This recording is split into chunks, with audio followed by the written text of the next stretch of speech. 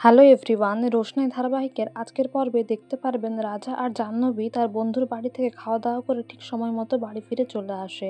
যদিও রাজাকে বাজার করতে যাওয়ার কথা বললে রাজা দুটো কথা শুনিয়ে দেয়। সে বলে, আমি যেতে পারবো না। জাহ্নবীকে তনুশ্রী বলে, আমি তো তোমার শাশুড়ির মতো, সকাল থেকে চা জলখাবার আমি সব বানিয়ে যাচ্ছি। আর রান্নাটাও কি আমি একা করবো নাকি? আমি কি একাই খাবো নাকি? তোমাকেও রান্না করতে হবে। তাই আমি তোমাকে বলছি, আমি তোমার শাশুড়ির মতো, যাও গিয়ে তুমি রান্না করো। জাহ্নবী বলে, আমি তো বলেছি কিছু করতে আমি পারবো না। কিন্তু লালনের কাছে দুটো কথা শোনার পরে জাহ্নবী বলে, আমি সবজিগুলো কাটতে পারি, কিন্তু রান্না আমি কিছুতেই করব না। এদিকে রাজা বলে, আমার ক্লাস আছে, আমার কলেজে দেরি হয়ে যাচ্ছে। আর রাজা কীরকম ছেলে সেটা তো বাদশার বাবা বুঝতেই পেরে যায়, তাই তার কাছ থেকে আর কিছু আশাও করে না।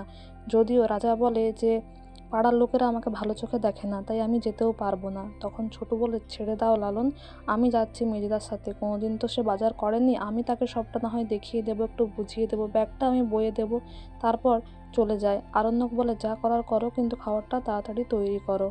ফলত তনুশ্রী আর কিছু বলতেই পারে না। আর ডক্টর আয়ুষের মা বলে, আমার ছেলেকে ফুসলিয়ে আমেরিকাতে ওই মেয়েটি জোর করে বিয়ে করেছে, তা এই বাড়িতে বউ হয়ে আসছে, ওকে এই বাড়ির নিয়ম মেনেই চলতে হবে।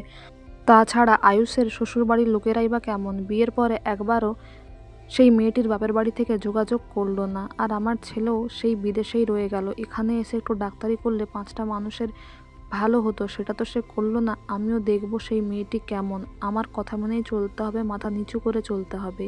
এদিকে জাহ্নবী বলে, আমি না হয় কাজ করব, কিন্তু তোমাদের বাড়ির বৌমা সে গরিমা কোথায়? গরিমা কোনো কাজ করবে না, ওকেও করতে হবে। লালন বলে, এখনও শরীর ঠিক নেই, তাই ওকে ছাড় দেওয়া হচ্ছে, পরে ওকে করতেই হবে। তো বন্ধুরা, এই ছিল আজকের আপডেট, এবং রোশনাই ধারাবাহিক শেষ হয়ে যাচ্ছে এই সপ্তাহেই। তো বন্ধুরা, অন্তিম পর্বের আপডেট জানতে অবশ্যই আমাদের সঙ্গে যুক্ত থাকবেন। Thank you so much dearest everyone for watching the video.